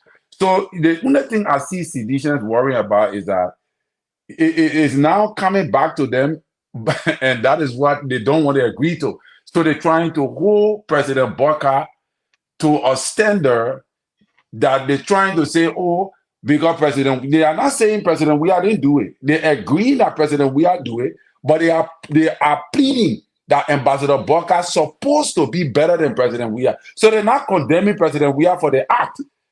Instead, they are massaging President Weah and then holding President Boka, compelling him to do the right thing. So that also informed me that you guys are expecting more from President Boka, which is a very good thing. Okay, let me respond here quickly. Yeah, go ahead. One of the things that people are making the argument on is precedent. The Supreme Court has set precedent on this issue with the Martin case. They said that his firing was not just; he had a contract. They remove it even from the tenure position to a contractual agreement that the government had an obligation to fulfill. Because these tenure guys have a contract with the government for a length of time, and if you fire them without just cause, you must fulfill the contract to its term. Or if you can come to an agreement, you can give him a portion of his salary for for certain numbers of years that you have on the contract. There's something in law. I'm no lawyer, but some people say if the law isn't on your side, you argue the process. That's why you see people win cases on technicalities. Sometimes you would think that the defendant is completely in the wrong, but maybe the way that the police obtained the search warrant, the way that the police, went by doing his work was illegal. So that person get off scot free. So if you're making the argument that the law is on Joseph Boyka's side, fine. I can say the Supreme Court will be the one to interpret it. But if you do things, if they follow the wrong procedures and they follow the wrong process, they can lose the case either way. Even if the law was initially on your side, if you follow the wrong process, you can still lose the case. So my point here is you should have went through the courts if you felt like these people violated the statute, and let the court determine that he was wrong. You're citing, cases from Trump, and most of those cases he lost because perhaps I didn't read all the judgment in those cases, but perhaps he acted arbitrarily without going to the courts to seek redress. He acted, as president. You have certain powers. You can do executive orders, but you can't just go and overturn laws, especially if it's laws that was passed by the Congress without first, repealing it. So if you go contrary to those laws and you take it to court, you lose because you didn't do it the right way in the first place. So Okay. that's the point that we're making. All right. Can I make one Coming to you. correction? Yeah, coming to you, Jones. Before your correction, let me just add a layer onto it. We'll be getting out of here. Next 10, 15 minutes. I mean, it's already late. We've got to get stuff to do tomorrow. What is the way forward now with this whole thing? Is that to me? No, Jones. Before he wants to make a correction, Jones, you can make a correction and then put forward something. Now, I mean, you have your own form of government you anticipate carrying to Liberia. So maybe I don't know whether you abolish the tenure or whatever.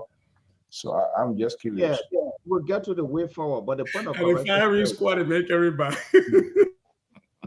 let be established on record that President Weah was one of the lawless president in Liberia.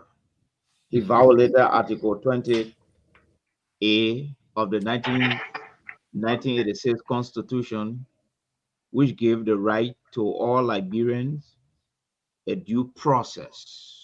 And the correction here that in the Mountain case, he did not go to the court to tell the court to remove Mountain.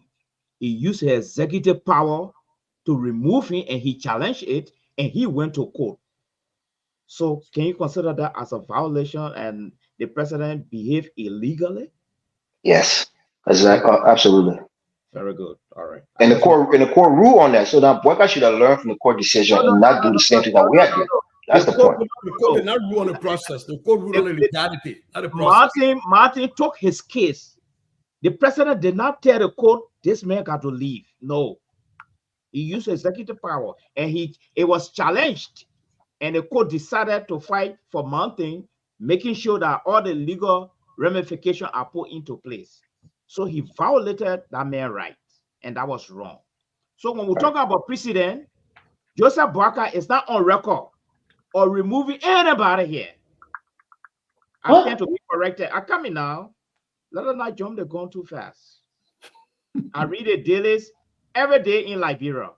I have not seen anywhere where Joseph Boyka has made appointment to tenure position. This is what I know. And most of the men that went there, they were very respectful. They were dignified. Some places they even rejected. They were eminent. I mean, some places they even rejected them. They did not carry squad to say no. We'll burn the place down today and we don't enter there. They left peacefully. All right. So, except you tell me one of the places where Joseph Boyka removed someone by force, and the person went to the court, then I stand to be corrected. You say you read it daily, regularly. Did you read that the Supreme Court put a stay order that he can't add any people to tenure positions? Did you read that? Another question. No, no, They're removing someone no. illegally. Why would the Supreme Court? I know there was a couple of places that people were. I will give you one example. I will give you one example. Remove someone illegally. It's on record. Right, and that's what I said, and I agree with you. The court. How do you know he removed someone illegally? Because the court ruled that he did it illegally. So that president was set by the Supreme Court. Not a court. It was in the paper that he removed. No, they went to court, Mr. Malik Jones, and the court found that the president was wrong and ruled.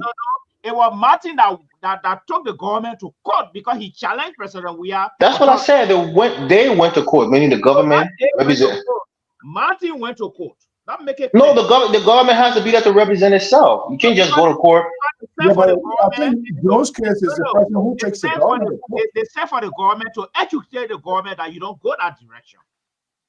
No, the point here, Mr. So, the man would not have had to go to court if he was not fired unjustly.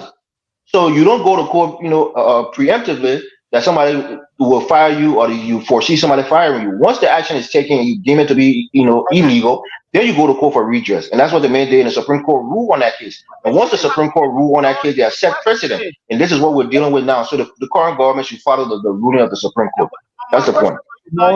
I want you to name me one person that Joseph Barker, took out of office illegally. I want you the 10 words. Just name it to me. I don't know. We will open our other court tomorrow. Is Saturday.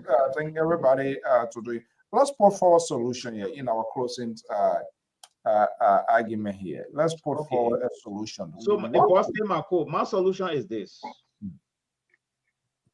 My solution is this. This tenure thing is too advanced for us. It came from Helen Johnson Sirleaf, who is a pragmatist. She, wear okra with a Western thing. But from the African setting, this thing here will be resisted all the time.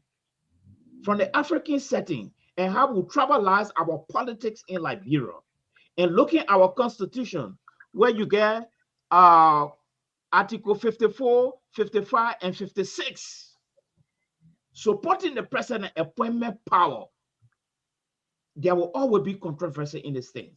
So I would suggest for now, since we ain't used to it, too heavy for us, we should scrap it. We should let it go. Yeah, let it go. So we get because that's what we want. That tribal politics will run it. We can make up with America on that kind of issue. We don't like it, but we pretend it. All right. Yeah. Okay. Everyone agree with me. So, Eric, we'll find a solution now. When we talk about these problems, we must let's pretend they will listen to it, and they do listen to the conversation that we have. I mean, trust me, people listen. So let's put what you think is the way forward with this whole tenure? What are you in line with Matt Dr. Jones? Look, when laws are passed, it has to be repealed through the same form in which it was passed. You have to go through the legislature and repeal that law if you think that is, one, unconstitutional, or two, doesn't serve the people well. So if the president thinks that this law is unconstitutional, one, or it doesn't serve the nations well, or it's not in the best interest of the people, he can repeal it. And you have to go through the legislature to do that. But secondly, people are being pressured. I think Emma Glasgow, who is at Fishery, who is seen to have done a pretty good job at that place, was being pressured to resign from a position that is tenure. Some people think it shouldn't be tenure, but you can argue that in the courts.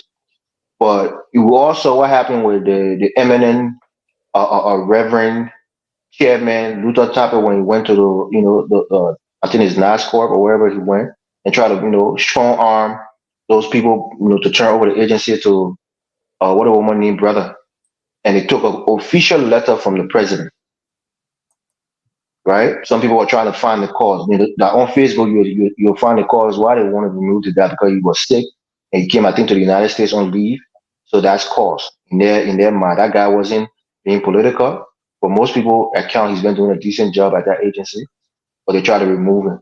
And they even took a presidential green letter there showing that the president had relieved him of the duty and appointed his new guy. And the people refused it. And the Supreme Court, I think a week or so ago, ruled that until the issue go through the court, there should be no appointment to any tenure position. So for me, I think tenure positions are needed, but I think maybe it's too much of it, or you have to go and repeal them if you want to take certain tenure positions away because it was passed by law, for it to be established. So for me, I just think the president should slow down. What's the rush? You have 6 years. By grace of God, you'll go through all 6 of your years, and you will put all the people that you want to put in place. So relax. This thing will go to the Supreme Court in the next few months, and you will have your answer, and maybe you'll have to go ahead to fire all the tenure people and put all the people that you want to put there. It's that simple. So just be patient. My solution is patience. Terry, are you listening Yes. to you listening to this guy counsel he providing? The president should slow down. And wait for who? The Supreme Court. Supreme Court to rule. Oh, okay. Yeah, he sounds like Jefferson Koji. But anyway, Mr. So and all of that, President Weah did not only do that thing in 2020, he started it in 2018. He started it from 2018. What I'm looking at here is a President George Weah present bill to the legislature seeking the cancellation of tenure position within the executive branch of government. That was in 2018 by front page. Then he went in 2020, he went for the maritime position. So this was not something that he was just trying to do. But the way forward, right, that you're talking about, the way forward and all of that. Because I wanted to ask Evis, whether if President Weah leadership, after President Weah leadership, or we're in the middle, did you see any tenure position that were occupied by any unity parties? After, let's say after 2020, were there any tenure position where you know of that unity party were seated, were in President Weah government? After the tenure expired? No, not after that, while they were in the tenure positions. No, the president, the one person he removed arbitrarily there was punitive damage to the president because he was forced to pay that person's salary in its entirety. So he took the president didn't want to stay there anyway. He got his money and he left. Well, after that, once the person tenure expired, the president can appoint people who he wants. As well and pleasure. Let's not rather get this here. Anyway, so let's move forward, right? I still remain on my position, Mr. So that left. Martin got the money and left. I think it was almost like three or. It's on record. They never paid Martin. They threatened him, so he had to flee. Right. Yeah. Okay. But anyway, I don't that want one speculation. I don't know. Let me move forward, Mr. So. I still remain on my logic, or my opinion, or my ideology that tenure positions needs to be elected positions. If we want to make tenure position to be absolute in the sense that they will be more powerful, my senior brother Sissy said that it will become political and all that. Every position in the government is political. Every position. There is no position I see so far in the government that stands on its own, exempted from politics, including the Justice Ministry. I listen even to my friend, my friends, then they say, the other police security apparatus. Take, for example, look at this guy from Freedom FM, all right? And all the kind of things, people giving information. So all these positions of government are political. If the tenure positions were elected, especially the election commission position and many other positions like superintendents position needs to be elected position. Superintendents are not tenure. Yeah, they are not tenure position, but they are elected officials already have tenure position because they have a term. So it's tenure by definition. Let him make a point. We are out of time. Superintendents are not tenure position, but I'm also adding superintendents there. That even superintendents positions needs to be elected position. And tenure position, in order for it to be strong and absolute, exempted from the executive interference or any branch of government interference, it needs to be contested for and elected for. I think that is the best way forward to put all these things to rest. Okay, so send her home. Yeah, I like how Terry opened up and said my man speaking like Koji, but then he and us speaking like Koji. Look, that's my opinion, Sissy. And these two guys, I stay here, stay trying to argue the past. I get my brother, stay trying to talk about somebody should go to court first and figure out if I can fire you before I fire you. In every case on this planet where it's between an employee and an employer, is because the employee has been terminated and they feel that they were unjustly terminated and they go to court. That is how the process works. I don't go to court as an employer to see if I can terminate you. I don't do that. And before I say, okay, yeah, the court said now I can terminate you, now I'll fire you. That's not how it works. It's never worked like that anywhere in the world. When they tried to remove Christopher Wray, it was the same thing because it's a tenured position. So the president was within his power. If he realizes that he thinks that is the law, he follows the law. The point there was he didn't go and grab somebody and forcibly remove them. He appointed somebody, and those people have the right to go to court. And the Supreme Court will rule on that as the final arbiter. That is how it works. And if the president decides or realizes that the tenure law is not working, yes, he can go through the legislature to get rid of it, but there are other ways to get rid of it. Is to act counter to it and let it go to court and let the Supreme Court declare his action illegal or declare that law illegal. That's what happens in this country and a lot of other democracy. That is how Roe v. Wade went away, right? And that's how a lot of other things went away. And so for me, I don't really understand the conversation here. But for me, for the love of God, that I have seditionists now thinking that for some reason they are the party of law. I still want for them to really get back to Nancy B. Doe and see they not pay her money, even after they lost the case in ECOWAS court. They still refuse to pay the Omar money. Oh. But now these are the people that want to talk about laws. The tenure laws are there for a reason. And my brother Collins, I understand your point you're coming from, where because you think a lot of people are interfering with these things and therefore they should go to election. I think if the people read the laws as they were written and followed them, we wouldn't have a need for what you're calling for. But I see a lot of chaos if we were to follow what you're calling for, because all of the justices on the Supreme Court are tenure position. They will be going for election.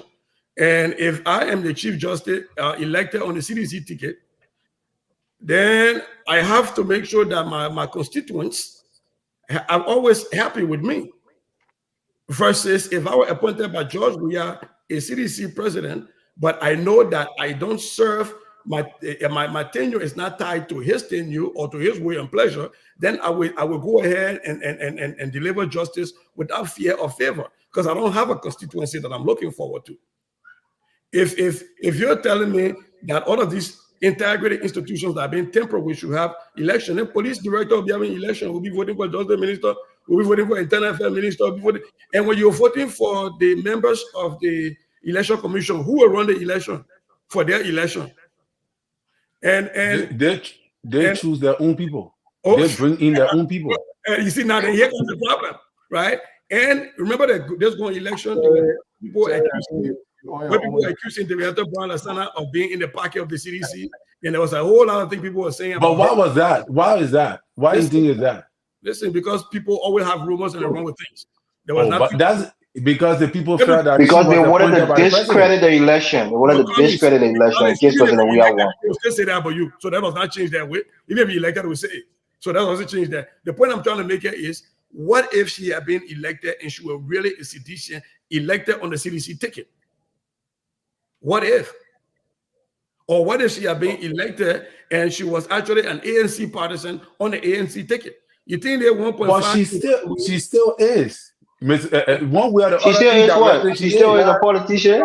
Anyway, I'm not going to read into something that I can't prove. My point I'm making here is that it will create a lot of chaos if you say the GSC run for election, the election commission, LTA, the judges run for election. It will be more chaos than kill.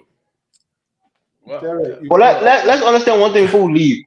Tenure position but is you see, a contractual position. They're not people that serve at the will and pleasure of the president, so to speak, like right. civil servant or appointed officials. They have a contract with the government. They're But almost but like they a don't always quasi. serve by the will and pleasure of the president. They no, always No, serve not at the everybody serve at the will and pleasure. you can be removed for the cause. two elections, the three major elections the two elections we had in Liberia under Madam Shirley were Right. all because they were all CDC felt that they were cheated because the elections commissions were all appointed by the president.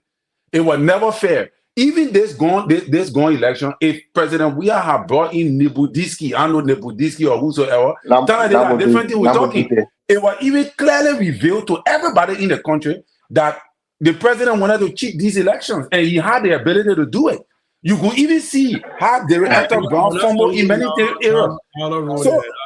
So you know that's my opinion. It may be ridiculous, it may sound ridiculous to many people, but I think that what will make the tenure position independent. It's one ridiculous. It's not just No, ridiculous. it's not ridiculous.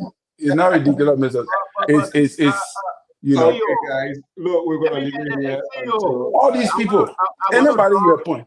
I want to draw attention to one significant point here. what's that? Where you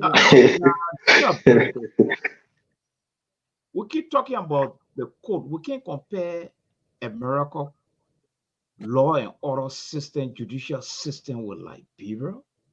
In the first place, the State Department 2022 Human Rights Report on Liberia, the judiciary is clearly spelled out there. My man, I want to go to Liberia. I want to go to jail. So be my it clearly states denial of fair and public trial in our country. Then where we're going to go be dancing when we have not even addressed the State Department concern? So we have legitimized the court process in Liberia now. So everything is business as usual. My man, you saw how the people can grab the whole. I'm putting the State Department report that we believe in, we have accepted. Dr. Mali, I will not talk anything about the courts. That the people that can grab whole profit and put it on personal. Joseph Boaga will grab you at the airport and tell you to go to court to free yourself. You're not taking the court to arrest you. You'll tell you to go free yourself after you've been arrested. No, but Evan, everything that the State Department stated is a united party prepared to look into some of these things and make corrections? Or we just throw it outside like you say you assuming that we just throw it outside like what? So yeah. Can you please ask Dr. Jones? He said he a consultant now. Who is he providing consultancy?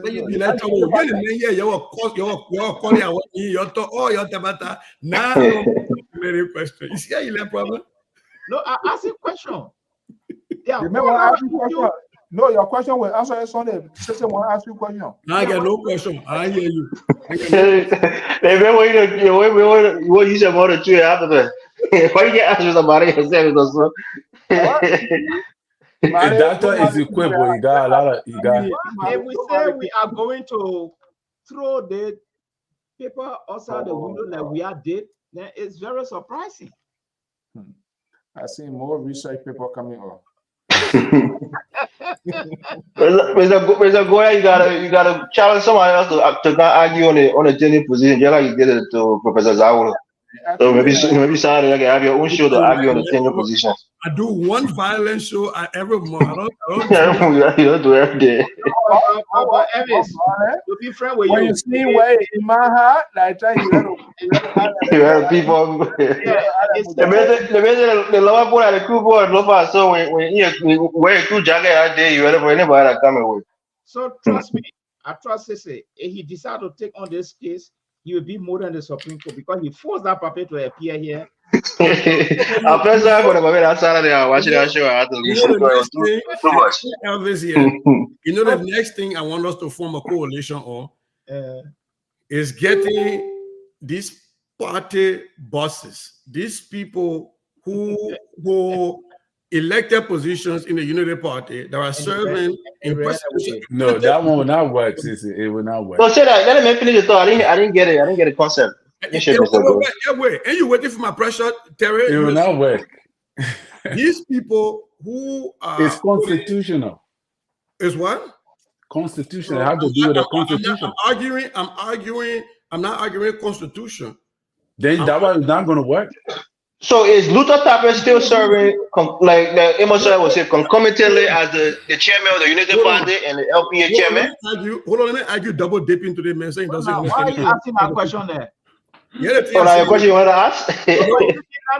And you are Maritime boss and the Sintan Party chairman, campaign chairman. Right. No, campaign chairman. Campaign is a temporary thing. Party chairman is a permanent position. Oh, I didn't know.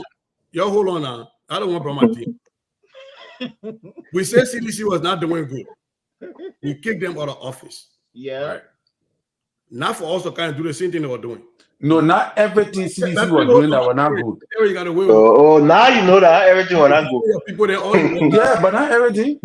That's how I brought Saulo here. You will watch me. I will bring the people there. They will move from there. Because I want my own kitchen. I will let it fire in our kitchen. But that's it. You look at the pedagogy here. You're using that word, but man, I mean, like, oh, that's all of it. Are you going to start with a broom? I'm going to start with a broom. Okay, very good. Amos 12. You can that broom a small broom. That's not a long broom. It will not move. That is small broom. Your men will hear my voice today. Amos 12. Even though they pastor now, you won't hear the other sermon, you will hear this. Amos 12 cannot be Secretary General of the Unity Party and still be managing director at Lpr-Tv. Yes. When he's doing Unity Party job as Secretary General at that time, who paying him? Is he on government payroll at that, on government clerk at that time? When does he do that work? That is. And you got a parable that you can work two gun. I know you can two gun. That double dipping. Is he using government? But no, she says it's not double dipping because the party is a private institution where the government. That's what I'm trying to tell you. The party have a constitution. Once the constitution. Your advocacy is good, but is it constitutional? Terry, last time I talked about electing people, yeah, with me to my own. If the reason I call it double dipping is about time, it's not about. So say 12 goes at 2 o'clock to do party work on a Monday to write a press release. Is he supposed to be at LPRC at that time at 2 o'clock? Who is gaining at that 2 o'clock time? Is it the party or the country? And on a moral level, if these people feel that the country was so bad, they came to rescue. That was the word they used, rescue. They should be working overtime, not just even full-time. That requires a full-time position. All hands should be on deck. Not even if we work overtime, still to you. Don't even say that there. Don't say that because of the excuse you're gonna use. We have messed up the country so bad with their 12 years to fix it. The next campaign slogan, there's a party coming wrong. Dr. Jones? If we take 2 years, why they working part-time? Why they can't work full-time? If we take 2 years. That's what we're saying. But working full-time. All right, guys. I'm not beyond full-time. So I beg you, yeah. Listen, not be realistic. We don't talk about his board chairmanship to go ask somebody to resign for last a job in government. He was the chairman of the party of CDC. That Reverend Tapper will go be preaching and still be chairman. Let him lead the board. Well, your advocacy is well noted, but we will deal with it constitutionally. My man, okay. The message not everybody with the party now is saying we Frenchman. I'm speaking for Honorable Boca. I'm not speaking, but I'm still somehow, you know. I know. So thank you for inviting me. I gotta go. I'll let you guys the people deal with you constitutionally. So you know, yeah. Good night, gentlemen. You see, I said we are the only two independent. You see the political raving, the argument here tonight. Let's hear the Ima carry on. We'll see who. You still think that Dr. Jones is not political? Dr. Jones? What? Dr. No. Jones. The man wrote in a dissertation the beginning. They you know how you dedicate to people who have helped you. The man put a party that helped you along the way in there. I see you. You're good there. They want to spoil you to me, but you can't wait. They're here. There are 2 Minnesota politicians, liberal court, and they were talking. Doctor, I like your background, man.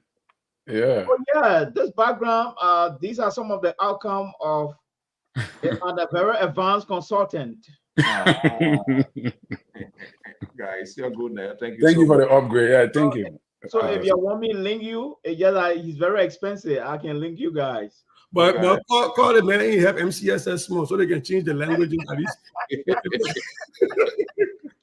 You're good there. Bye-bye. Okay, folks, that does it this evening. We actually we had an obligation with the community, so that prompted us to come on very, very late, and we have to keep that out tomorrow.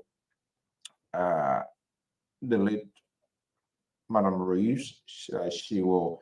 There will be a funeral tomorrow at Ebenezer Baptist Church, and LPR will be there to bring you live happening. We want to thank you so much for your time this evening. Let me see here. I think I saw my man here. The chief technicians, Scar Radio, my man Ben. Good morning to this early morning hours awake in the West African state of the Republic of Liberia. We want to thank all of you so much for your time, your comments, your tweets, and those of you just bumping into this network for the first time.